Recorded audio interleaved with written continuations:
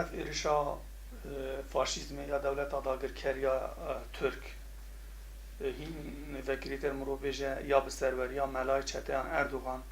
li ser bajarê me kantona Efrînê, herêma Efrînê de hatî meşandin. Yani bu sedema Karesat dilsojiyekî pir mezin hem di nava hemû dunyayê de û bi taybet di nava gelê Kurd de. Di vê derê de wekû herêma Cizîrê ji bo xwedî derketina li xwendekaran, xwedî derketina li perwerdehiya herêma Efrînê zanîngeha Rojava jî biryar derxistiye ku wê serweriyê li gorî ku karibe wê li wan xwendekarên zanîngeha Rojava de astê zanîngeha Rojava de lê xwedî derbikeve. Ya tiştek heye hinekî pergala me ya xwendinê ya me û ya wana ji hevdû cudaya cudahînê bên me çi ne li vê derê hinekî wilo xwendina wana 4 sal bûn 6 sal bûn xwendina me li vir fakülteyê me mesela bi fakülte awêje 2 salin fakülteya çandiniyê 3 sal û nîv in petrol 3 sal û nîv in hinekî wilo astengiyê çêbin lê tevî vê astengiyê jî desteya perwerdê biryar daye ku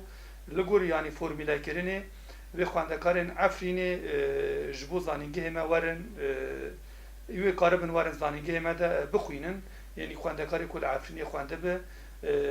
şert û mercên me xwendinê jî hene ne ku şert û mercê em nûşê dikin vê yanî delîl îspat bînin ku zanîngeha Efrînê xwendiye li vir dîsa jî problem derdikeve mesela beşekî wî xwendî be dibe ku ew beş li vir tune be em ê dîsa navê wî tomar bikin kesê beşê wana xwendî li vir tune be navê wana wê werin tomar kirin lê heger yê ku beşê xwe xwendî nimûne em bêjin Kurdî heye li vir Kurdî beşê Kurdî heye ew dikaribe em ê navê wa tomar kî sala nû a xwendinê de wê karibe bê li beşê Kurdî li gorî xwendina xwe li gorî madeyên ku xwendî wê karibe li beşê Kurdî dawamê xwe bike li gorî vê beşê çandiniyê hebe li gorî vê beşê perwerdehiyê hunerê be de û petrol hebe xwendekarê ku van beşan bixwîne yani ev beş li vir xwendibe wê karibe li vir jî dawama xwe ya zanîngehê bike û hemû derfetên baş wê ji taybet ji xwendekarên Efrînê re werin pêşkêşkirin li gorî derfetên me em ê hewl bidin biryar hatiye dayîn di desteya giştî ya perwerdehiyê de biryar hatiye dayîn ku em hemû derfetên xwe bikin ji bo ku xwedî derketina xwendekarên Efrînê çêbibe dîsa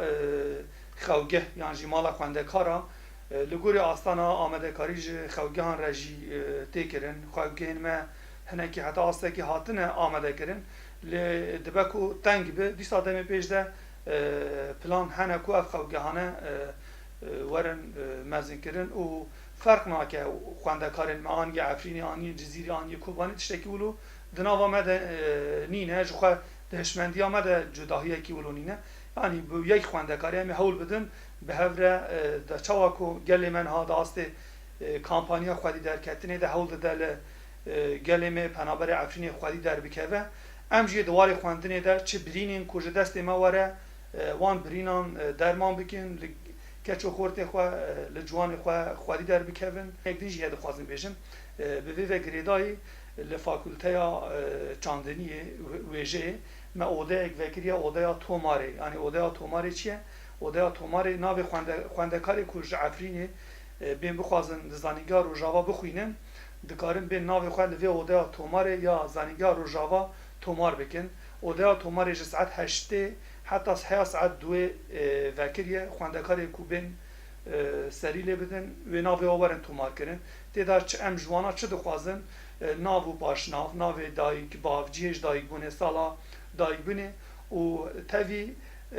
CV'yên xwe ji me re bînin em ê navê wana tomar bikin û li gorî derfetê xwe tişta ji destê me bê ji wan re bibin alîkar.